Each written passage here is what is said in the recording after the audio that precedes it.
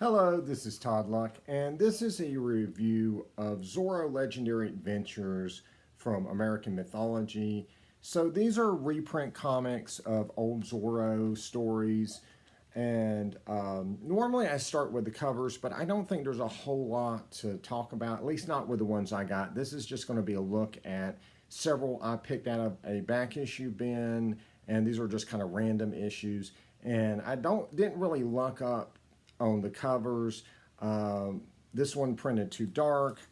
This one is basically just Zorro with some snakes. And this one, though, is painted, and that's always a nice novelty. You know, the movements are a little awkward, and so is the composition, but it's always cool to have a painted cover of a character like Zorro. But the thing I think is the main draw of this series is the interiors, and that's why you're picking it up. And so these two mini-series reprint stories that have never been printed in English before. And so Zorro Legendary Adventures is two mini-series that are 4 issues apiece, book 1 and book 2, and they reprint stories from Le Journal de Mickey, which is an anthology of Disney comics. And I'm just showing these as examples of Disney comics. You know, the Journal de Mickey would have, you know, Donald Duck or Mickey Mouse or Super Goofy or something like that on the covers. And, you know, if you've bought a Disney comic, you kind of know, you know, the kind of art style that you would get, you know, and the kind of storytelling that you would get from, you know, those sorts of comics. And amid the typical Disney fare, you actually had these 10-page Zorro short stories. And the reason for this is that Zorro had a TV series produced by Disney back in the 50s and early 60s. And it was starring Guy Williams, and it became kind of the definitive Zorro of that time. And I would imagine, even though these stories were printed in the 70s and 80s, that it probably continued in reruns, which is what old TV series did. And so obviously you cannot do a 30-minute TV series in 10 pages. So these are very simplified sort of stories, very plot driven. There's not a lot of development of the characters. There's not a lot of, you know, side gags and stuff like that. It's just very straight to the point. You know, the Spanish soldiers, you know, do something bad to a civilian, or they're hunting Zorro and Zorro has to take care of it within 10 pages. Most of the stories are written by Jean-Marie Naudad, and most of them have art from Robert Rigut. And I apologize if I'm mispronouncing anything here, but as you can see, the artwork is very realistic. It's very much modeled after that old TV series. The art perfectly captures the actors in the series, right down to Sergeant Garcia. The only real problem I have with Rigot's art is that the panel layout is not that great, and it just doesn't flow very well, and sometimes you have to kind of figure out which panels to go to. So keep an eye out for these little arrows to kind of let you know like which panel is next. But the rendering in them and the storytelling in them is really good. So there's one more artist that did some work in the issues that I got, but I'm going to mention him at the end.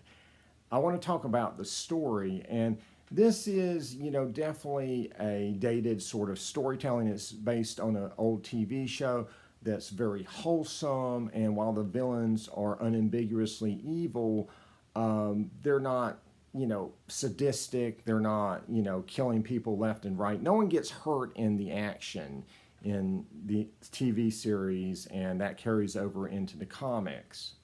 And each of these is done in a very, you know, traditional comic book way. Each story is meant to be your first time reading the character, so it orients you, but it may also be the only time you read the character, so it's going to capture everything you need to know about Zorro in a nutshell in these 10 pages, each of these stories.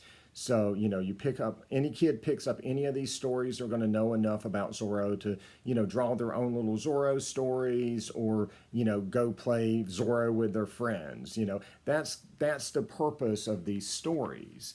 And, you know, maybe the kid's never been exposed to Zorro. Maybe this is his first time, or maybe he's, watching these as an extension to the old TV series he's seen in reruns on the TV. And that made sense back when, kids were the primary readers of comics, because kids, young children do not have control over what they buy. Their parents do. So, that kid may only end up with that one issue with Zorro in it, or he may end up with, an issue every now and then with Zorro in it. So it was important for those stories to be self-contained and tell you everything you needed to know about the character. And so my advice on reading this is not to read all of the stories at one time. Don't read the entire issue in one setting if you pick these up. I recommend reading each story by itself. I'm not saying you necessarily need to wait a month in between each of these 10-page stories, but just, enough time for you to digest them and absorb them and maybe, flip through them again or whatever, because that's really the way that they were meant to be consumed. Each one of these was an adventure in and of itself. And, I think it kind of helps to try to put yourself in that mindset. And honestly, go watch the old Zorro TV series. If you haven't seen it in a while, or if you've never seen it, go watch some of the episodes so you have an orientation of like what the actors look and sound like. You'll have a greater appreciation of, just how good they did these stories. And the easiest way to do that right now is to go on Disney Plus and search for The Sign of Zorro, and that's a compilation of several of the episodes of the Guy Williams Zorro series that Disney did. So that's going to, kind of help orient you to this series. And it's just competently done stuff. It's not really written above the audience, but it certainly doesn't feel like it's written below. It's just intelligently written little action stories that are simple but enjoyable, and honestly a lot better than most of your comics out there at the time. And oh yeah, I did promise you that one other artist, right? And so for your viewing pleasure, I present to you the tremendous work of Carlos Marcello. This just absolutely blew me away. No offense to the other artists, but this is just really amazing looking stuff. I mean, it just pops off the page. The rendering is beautiful. The layout is perfect. I mean, this is just firing on all cylinders sort of stuff. I mean, this one page where he's fighting the Commandant, it's just so epic. I mean, this is such good stuff. And he draws stories in the first 2 issues of Book 2 of Zorro Legendary Adventures.